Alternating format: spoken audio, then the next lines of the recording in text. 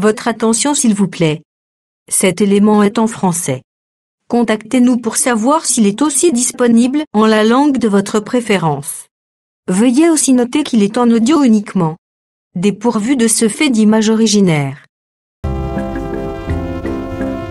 Évangile-éternel.com. Si c'est l'évangile éternel que vous recherchez, alors c'est ici. ChristEquality.com. Les cieux sont à la portée de votre main, juste par un simple clic de la souris. La rubrique Pasteur et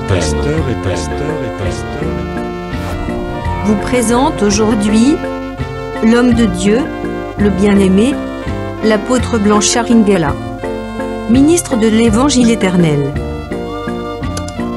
Recherchez-vous les enseignements de l'apôtre Blanchard Ingela? Allez sur ChristEquality.com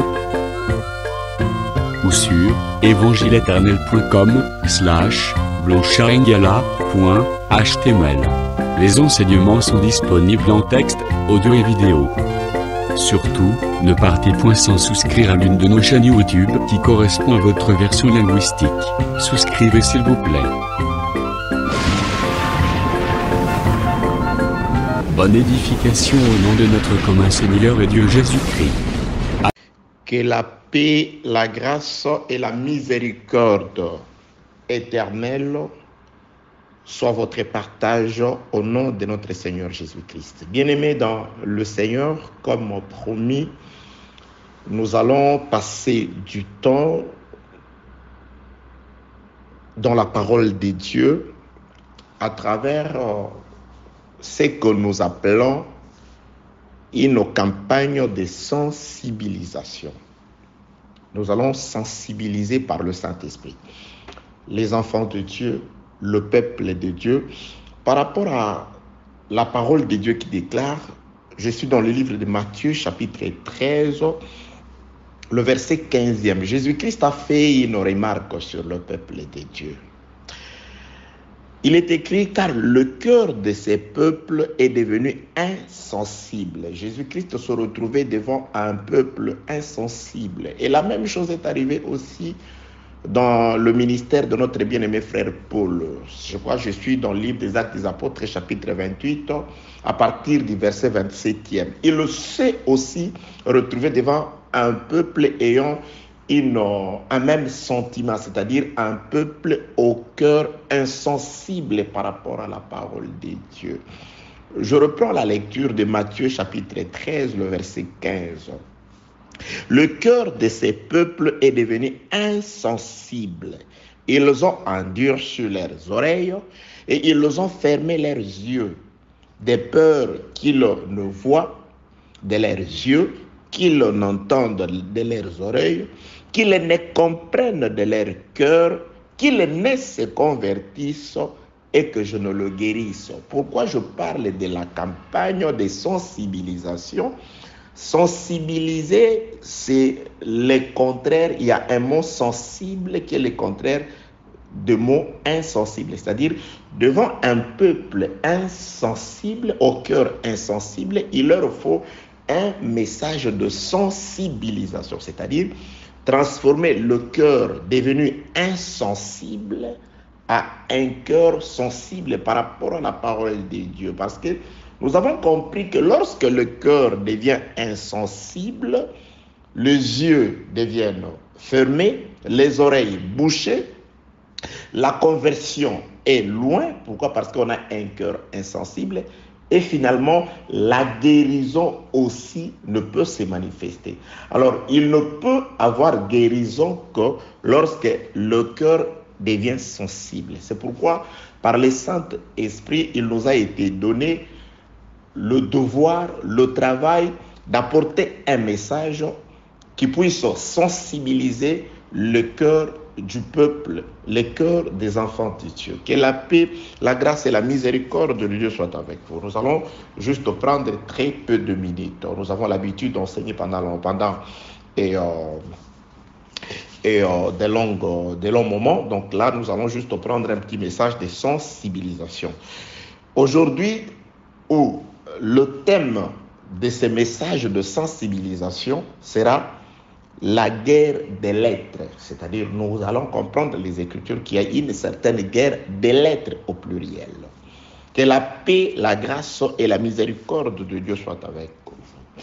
Je suis dans les Saintes Écritures, je prends ce qui est écrit dans le livre d'Esther. Je prends Esther, chapitre 3e. Je peux commencer, je vais faire une lecture avec des bons. Je commence au 5e verset. Esther 3, verset 5. Et Aman vit que Mardochée ne fléchissait point les genoux et ne se prosternait point devant lui. Il fut rempli de fureur. Je saute, j'atterris au verset 8e. Alors Aman dit au roi Assuérus, il y a dans toutes les provinces de ton royaume un peuple dispersé, à part parmi le peuple, ayant des lois différentes de celles de tout le peuple, et n'observant point les lois du roi. Il n'est pas dans l'intérêt du roi de le laisser en repos. Si le roi le trouve bon qu'on écrive l'ordre de le faire périr, et je pèserai 10 000 talents d'argent entre les mains des fonctionnaires pour qu'on les porte dans les trésors du roi. Verset 10. Le roi ôta son anneau de la main et le remit à Aman, fils d'Amadata,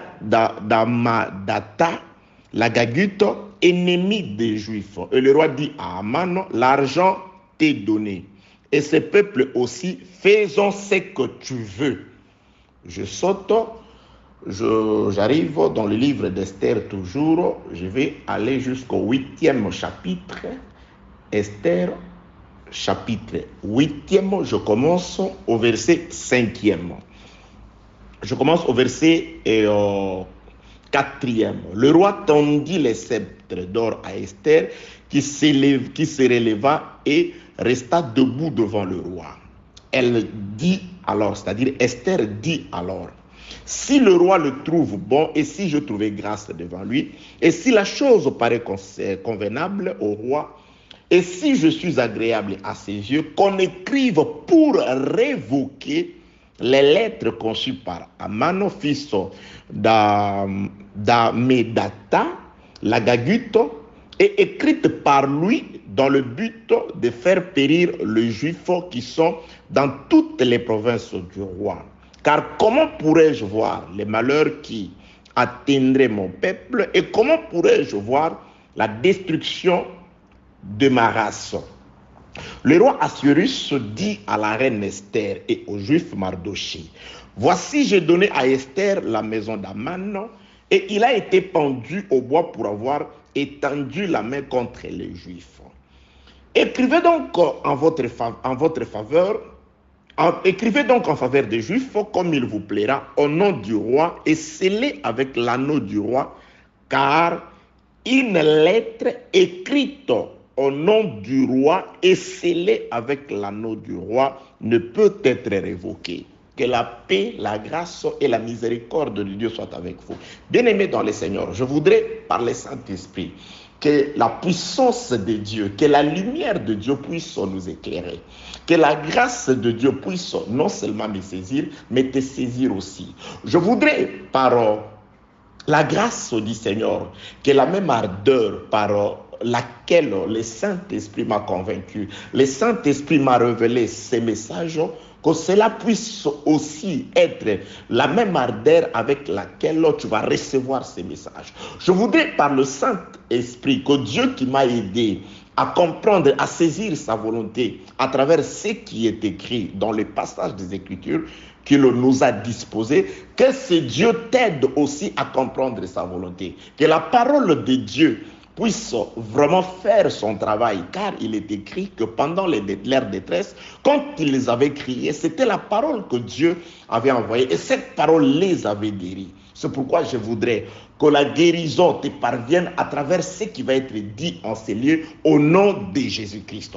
C'est pourquoi je voudrais que tu sois la sensibilisation de ton cœur. Que la parole puisse sensibiliser ton cœur, de manière à ce que tu revoies encore la lumière du Saint-Esprit, ou que tu revoies encore dans ta vie la main de Dieu, cette main qui a toujours été la solution au problème du peuple, au nom de Jésus-Christ. Bien-aimé dans le Seigneur. Donc, dans la lecture que nous venons de faire dans le livre d'Esther, chapitre 3e et 8e, donc nous nous rendons compte qu'il y a un certain Aman qui a été élevé. Je donne juste un petit résumé.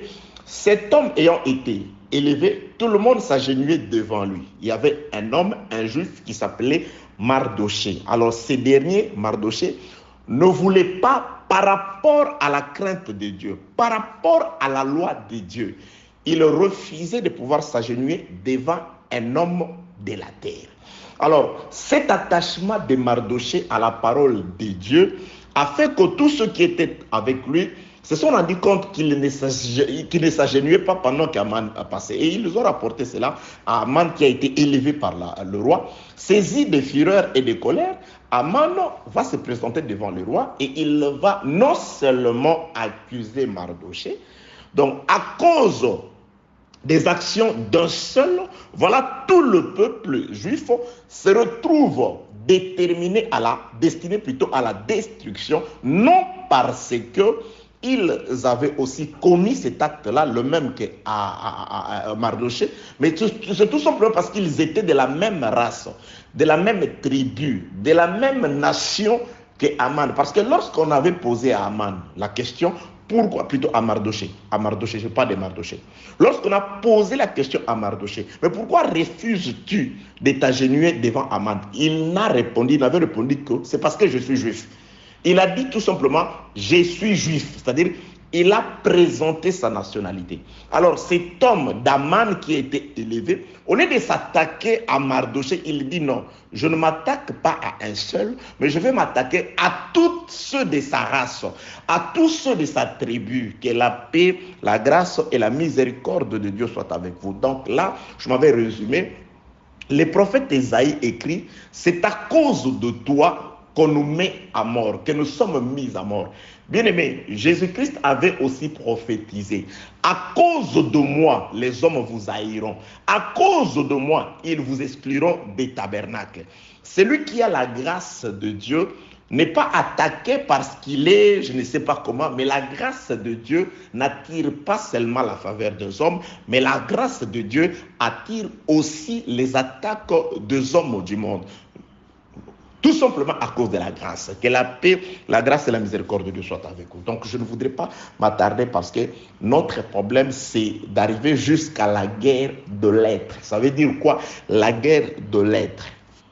Vous allez comprendre et je crois que le Seigneur de gloire qui vous aime, le Seigneur de gloire qui voit vos afflictions, le Seigneur de gloire Jésus-Christ qui voit cette maladie qui s'accroche à vous, il a disposé ce message afin de pouvoir vous guérir, afin de pouvoir sensibiliser votre cœur et que vous puissiez encore comprendre que la guérison est encore d'actualité, que la guérison, que la réussite, que la gloire, que l'assistance de Dieu est encore d'actualité au nom de Jésus-Christ. Que la paix, la grâce, la miséricorde, l'amour, l'assistance, la puissance et la lumière du Saint-Esprit soient votre partage au nom de Jésus-Christ. Donc, Aman se décide à consumer, non seulement à exterminer non seulement celui qui ne voulait pas s'agenouiller devant lui, mais tous ceux de sa race. Donc, tout le royaume d'Israël, ou plutôt tout le peuple juif qui habitait le 127 provinces dominées ou dirigées par le roi Assyrus, se retrouve destiné à la destruction à cause de leur foi, à cause de l'attachement d'un de leurs Aman à la parole de Dieu.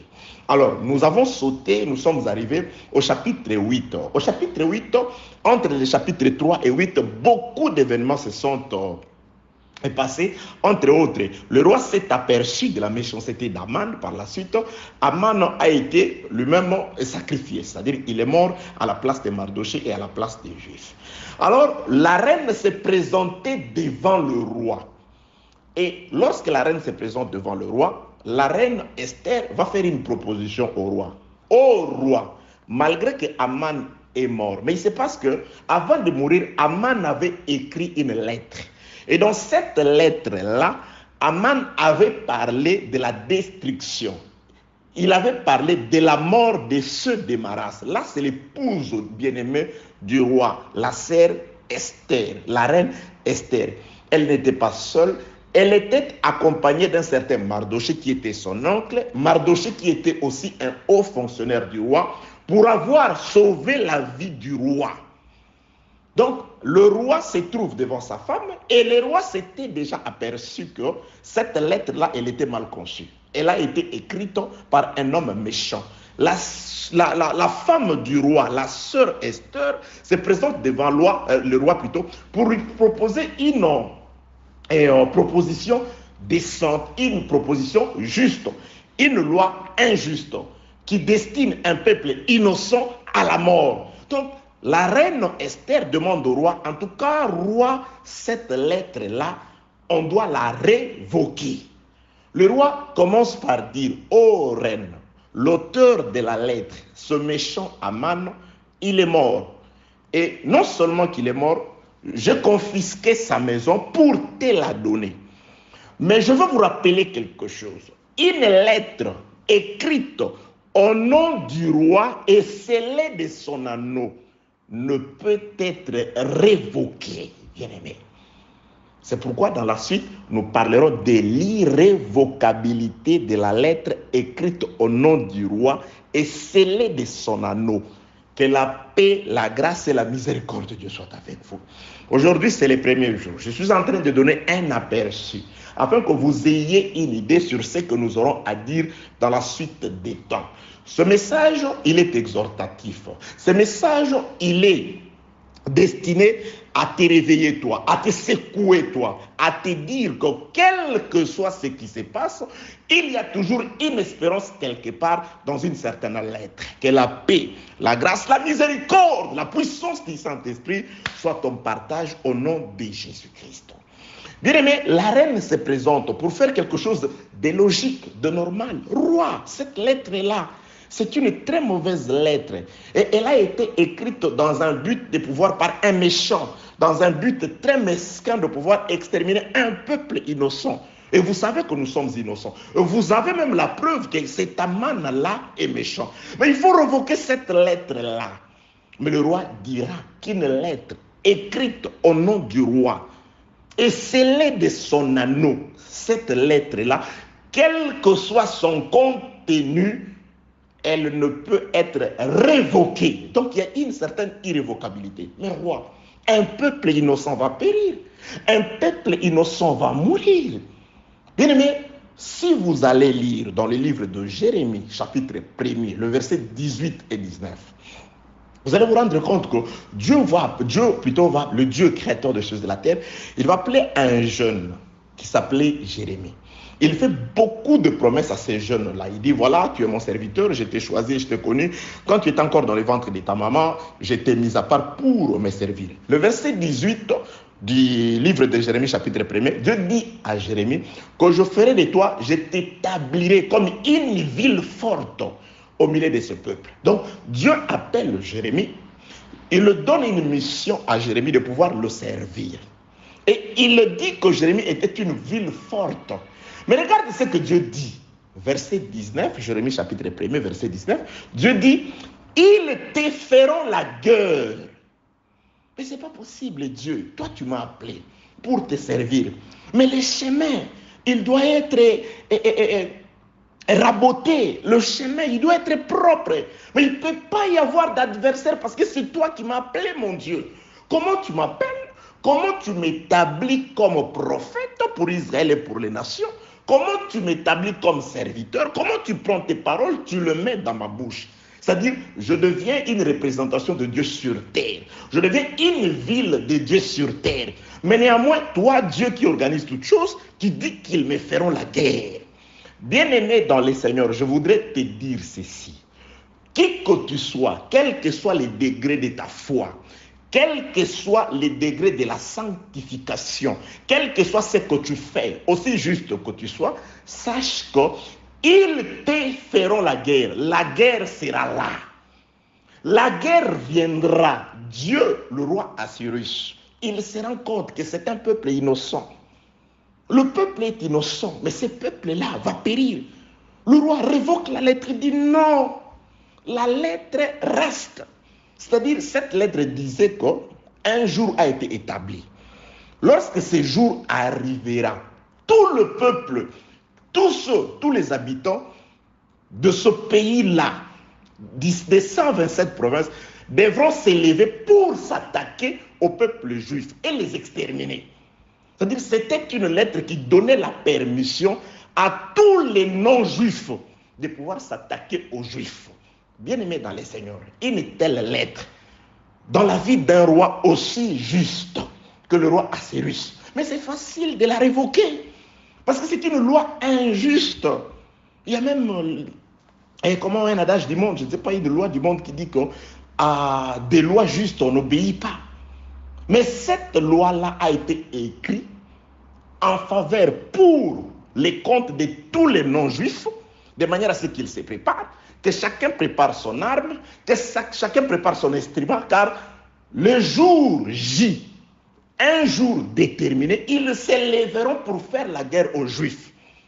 Et si on pose la question aux Juifs, mais pourquoi il y a une lettre qui circule ici, qui permet à tout le monde, à tout le non-juif, de pouvoir s'attaquer à vous? Pourquoi? Ils diront, c'est parce que nous sommes frères de Mardoché, et que Mardoché s'est accroché à notre Dieu. C'est par amour, c'est par respect à la loi de Dieu. C'est parce que nous sommes un peuple différent de tout le peuple. Nous avons des lois différentes. C'est la raison pour laquelle une lettre a été écrite donnant la permission à tout le monde de nous faire la guerre. Mais Dieu, tu appelles Jérémie, tu l'envoies en mission et tu prépares encore la guerre. Tu lui dis, ils te feront la guerre. Mais ce n'est pas possible. Vous voyez, Dieu commence par dire ça à Jérémie. Ça, c'est la première partie de la promesse de Dieu à Jérémie. Vous voyez, Dieu ne commence pas par dire à Jérémie que tu vaincras tes ennemis, non. Que tu seras plus fort, non. Tu seras honoré, respecté, non. Il commence d'abord par lui présenter la lettre qui parle de la guerre contre lui. Le roi Assyrus dit, non, cette lettre-là, elle a été écrite à mon nom. Et il y a mon anneau, il y a le sceau de l'anneau du roi. Cette lettre-là, elle reste irrévocable, quel que soit son contenu. Quel que soit que c'est une lettre qui fera le malheur du peuple de mon épouse bien-aimée, qui fera le malheur du peuple de mon ami, de mon haut fonctionnaire aimé, un homme qui m'a sauvé la vie. Je laisse cette lettre subsister avec pleurs, mais je n'ai aucun pouvoir, l'a dit le roi, devant une lettre écrite à mon nom et scellée de mon anneau. Bien-aimé, lorsque Jérémie voyait la guerre dans sa vie, on l'arrêtait, on l'emprisonnait, on le mettait dans une citerne, dans la boue et consort. Il se souvenait des paroles de Dieu lorsque Dieu l'appelait. Il se souvenait de Jérémie chapitre 1 verset 19. Ils te feront la guerre. Bien-aimé, que tu le veuilles ou pas, la guerre viendra. Que tu le veuilles ou pas, tous ceux qui ne sont pas de ta race, tous ces gens-là te haïront. Parce que la lettre n'a pas été écrite aux Juifs. La lettre a été écrite au reste du monde qui sont non-juifs. Vous voyez, à cette date-là, que tout le monde se lève de sa maison, que tout le monde prenne son instrument, son arme, attaquez-vous à ces gens-là. Jésus-Christ les a prévenus. Ils vous feront la guerre. Ils vous attaqueront. Ce n'est pas parce que vous êtes des méchants. C'est parce que vous êtes de la lumière. C'est parce que par vos paroles et par vos actions, vous rendez témoignage que eux, ils sont des ténèbres. Vous éclairez là où vous êtes. Que la paix, la grâce et la miséricorde de Dieu soient avec vous. Bien aimés, nous sommes dans la première lettre. La première lettre, c'est une lettre de condamnation. Une lettre qui condamne un peuple innocent. Et le roi en est conscient. Et il en est conscient que c'est un peuple innocent. Ils sont innocents. Je dois révoquer cette lettre. Mais comme la lettre comporte et les noms et l'anneau du roi, la lettre reste irrévocable. L'irrévocabilité de la lettre. Mais le contenu est méchant. Le contenu parle de la mort d'un peuple innocent. Mais pourquoi Dieu dit à Jérémie, ils te feront la guerre? Je suis dans le livre de Luc au chapitre 4e. Jésus-Christ, avec ses disciples, ils sont dans une barque. Jésus est là. Jésus est là dans la barque. Le flot s'élève. Le tourbillon s'élève. La mer s'agite. Jésus est là dans la barque. La mort attaque le disciple. Jésus est là dans la barque. Le tourbillon, le flot, le vague, toutes ces intempéries-là représentent cette lettre écrite au nom du roi et scellée de son nom, mais qui parle d'attaquer le disciple. Oui, la Bible déclare la barque se remplissait d'eau. L'eau attaquait les disciples dans la barque, dans une barque dans laquelle le Seigneur était. À telle enseigne que les disciples ont vu la mort. Ils ont vu la mort. Ils réveillèrent Jésus. Seigneur, Seigneur, ne t'inquiète-tu pas de ce que cette lettre-là, elle est là, elle nous attaque. Les gens se lèvent contre nous. Mais Jésus-Christ pouvait empêcher ça, pouvait dire à l'eau, parce que quand il s'est levé, il a parlé à la mer. Calme-toi. Il a parlé au vent. Mais il pouvait le faire avant. Mais dans une barque où il y a le Seigneur, l'eau s'attaque aux gens, la mort s'attaque aux gens. Ils te feront la guerre. Ils te feront la guerre. Ça, c'est la lettre, la première lettre, qui parle de la destruction du peuple juif. C'était normal que le roi révoque cette lettre-là. Roi, annule. Parce que la date n'était pas encore arrivée. Le roi pouvait se lever et dire, non, attends, le peuple ne vous attaquez pas. Il dit, non. Ce qui a été écrit dans cette lettre-là arrivera, c'est-à-dire au jour J.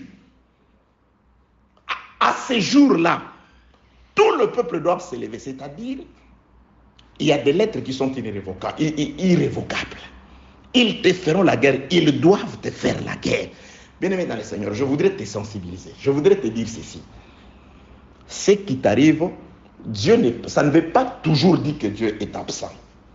Un enfant de Dieu n'est pas celui qui se plaint, parce que quand tu te plains, Jésus-Christ va te répondre, je vous avais annoncé ces choses afin que lorsqu'elles vont arriver, que vous sachiez que je vous avais déjà prévenu.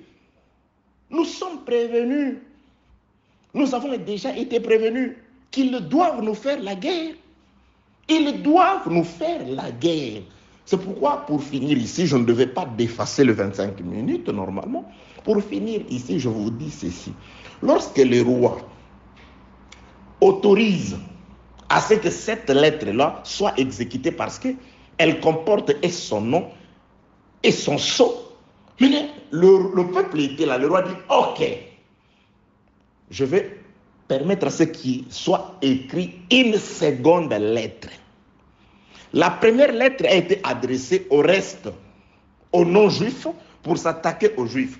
Maintenant, la seconde lettre, elle a été écrite, non pour annuler la première lettre, mais c'est la lettre qui s'adresse aux juifs, qui dit aux juifs, ce jour-là, réveillez-vous, levez-vous et défendez-vous. Ah, moi je croyais que la seconde lettre viendrait à dire qu'on envoyait, voilà, ces jours-là, vous allez juste présenter la lettre à ceux qui viendront pour vous attaquer. Non, il y a une lettre. Non. C'est une lettre, au contraire, qui vous dit de vous préparer à la guerre. C'est une lettre qui vient vous fortifier. C'est une lettre qui vient vous dire que les combats contre vous viendront. Mais vous n'avez pas à vous croiser les mains. Vous n'avez pas... Il y a des gens qui, jusqu'à ce jour, quand il ne rêve pas bien, il prend la Bible matérielle, il le met sur son chevet, il se couche sur la Bible, croyant que cette Bible-là va le... Non, c'est toi qui dois te lever. C'est toi qui dois te préparer au combat. Que la paix, la grâce et la miséricorde de Dieu soient avec vous. Je voudrais, bien aimé, t'exhorter, te dire ceci. la guerre, elle viendra. Le malheur atteint souvent les justes, il viendra. La lettre qui a été écrite pour la destruction du peuple, cette lettre-là sera exécutée. Mais gloire soit rendue à Dieu, parce que de même qu'il y a une lettre de destruction, il y a aussi une lettre de défense. C'est pourquoi Dieu dit à Jérémie, ils te feront la guerre, ils ne te vaincront pas, pas parce que tu es fort, mais parce que je serai avec toi. Voilà la seconde lettre. C'est pourquoi je vais parler pendant tout le temps de ces exhortations sur la guerre des lettres. Il y a une lettre destinée aux païens. Bien aimé, lorsque les sorciers viennent t'envoûter la nuit, ils obéissent à une lettre. Lorsque les méchants t'attaquent, ils obéissent à une lettre. Et toi aussi, tu as une lettre qui te dit de te lever, de te préparer, d'être fort au combat. Pour aujourd'hui, que celui qui a créé les cieux et la terre vous bénisse. Paix, grâce, miséricorde sur vous, au nom de Jésus-Christ. De Jésus-Christ. Merci d'avoir suivi ce message et que Jésus-Christ vous bénisse. Si vous avez une question à l'intention de l'homme de Dieu, si vous voulez que l'homme de Dieu prie pour vous, si vous voulez vous confier à l'homme de Dieu, ou si vous voulez tout simplement bénir l'homme de Dieu, contactez-le directement si ses coordonnées sont disponibles depuis sa page. Sinon, contactez-nous et nous lui transmettrons vos préoccupations. N'oubliez pas de faire un tour à notre page évangélisation pour voir en quoi vous pouvez vous rendre utile à Christ par cette œuvre. Que Dieu vous bénisse tous. Amen. ChristQuality.com. Les cieux en un clic de la souris. Évangile-éternel.com, le site de l'Évangile éternel. Christ Equality Fondation, équilibrer la manne ramassée dans le désert de sorte que chacun ait un maire.